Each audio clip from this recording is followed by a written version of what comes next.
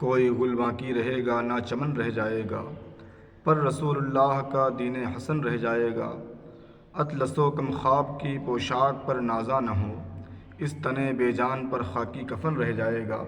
اور جو پڑھے گا صاحب لولاک کے اوپر درود، آگ سے محفوظ اس کا تن بدن رہ جائے گا۔ حضرات گرامی باوقار،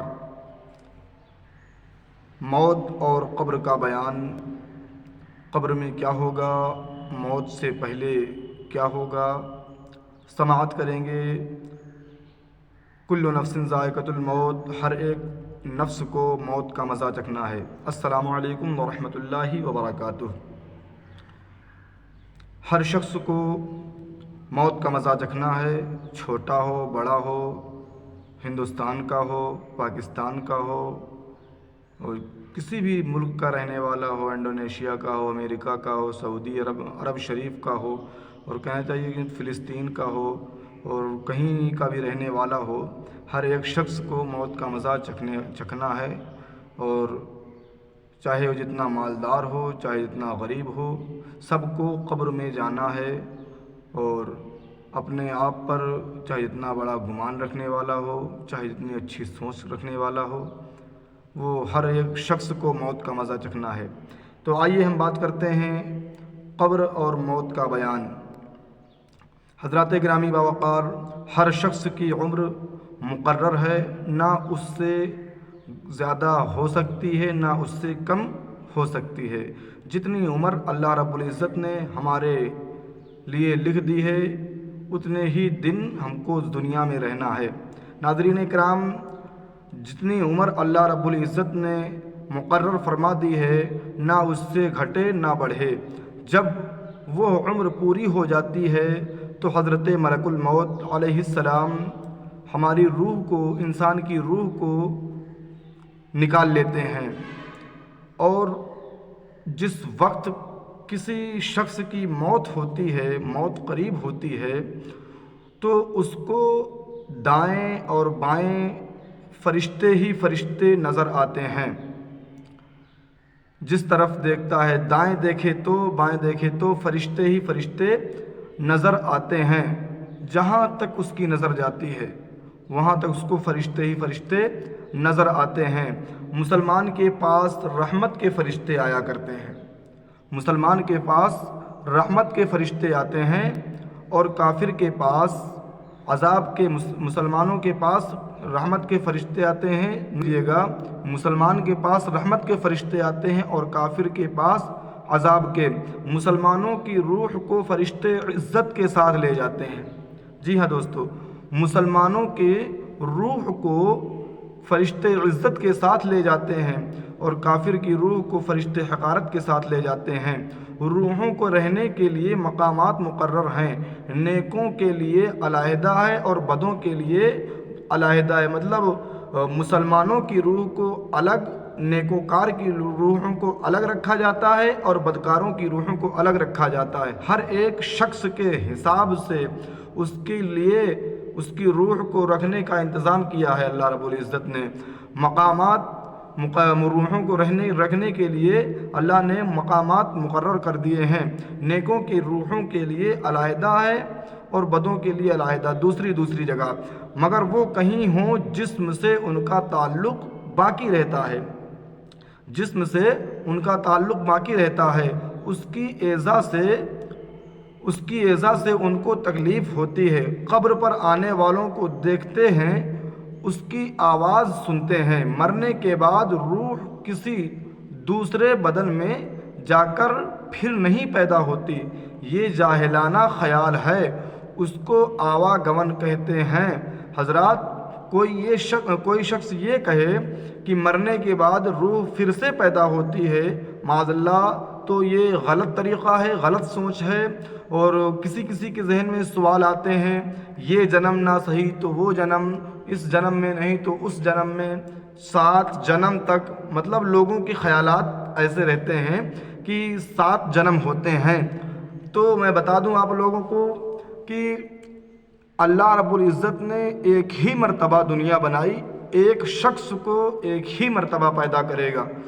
اور اب کوئی سوچے کہ دوسرا جنم لوں گا یا دوسرا جنم جب میرا آئے گا تو یہ جاہلانہ اور غلط طریقہ ہے، یہ بالکل غلط سوچ ہے کہ دوسرا جنم ہوگا، دوسرا جنم ہوگا اور پھر سے میں پیدا ہوں گا۔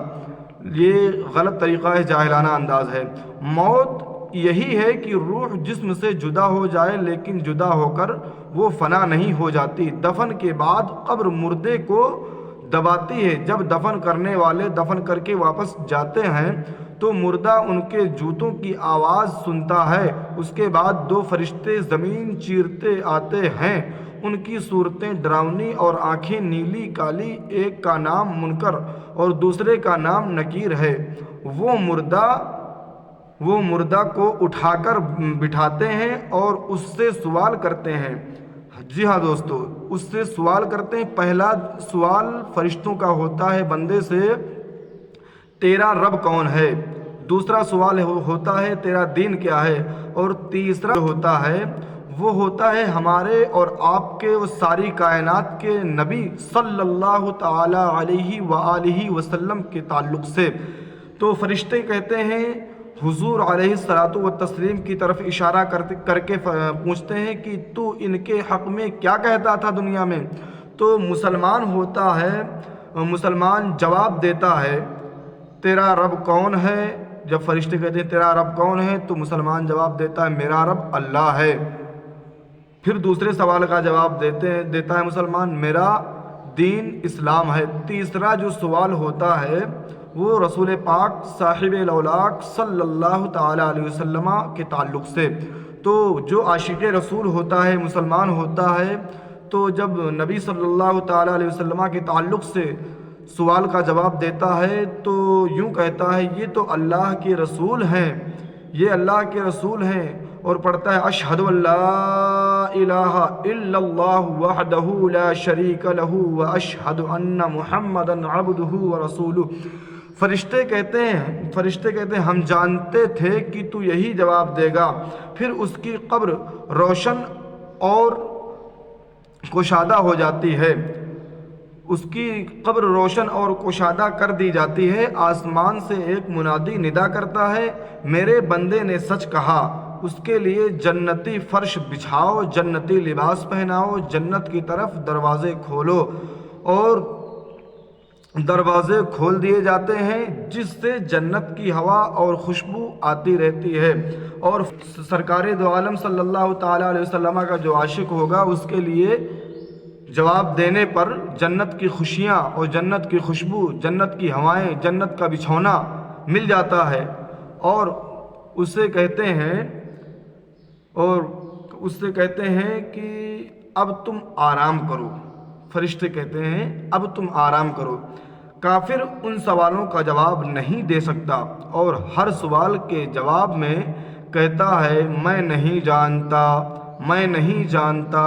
آسمان سے ندا کرنے والا کہتا ہے کہ یہ جھوٹا ہے، اس کے لیے آگ کا بچھونا بچھاؤ، آگ کا لباس پہناؤ اور دوزخ کی طرف دروازہ کھول دو، اس سے دوزخ کی گرمی اور لپٹ آتی ہے۔ پھر اس پر فرشتے مقرر کر دیے جاتے ہیں جو لوہے کے بڑے بڑے گرزوں سے مارتے ہیں اور عذاب کرتے ہیں۔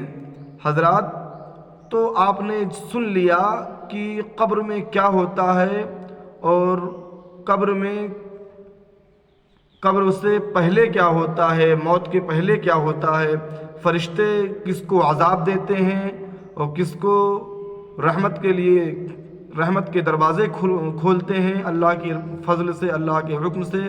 تو آپ نے سنا، تو اللہ رب العزت سے دعا کریں کہ ہم سب کو اللہ رب العزت اپنے محبوب صلی اللہ تعالی علیہ وسلم کا وفادار امتی بنائے اور انہی کے نقش قدم پر چلنے کی توفیق عطا فرمائے اور ہم سب کے ایمان و عقیدے کی حفاظت فرمائے۔ السلام علیکم ورحمۃ اللہ وبرکاتہ۔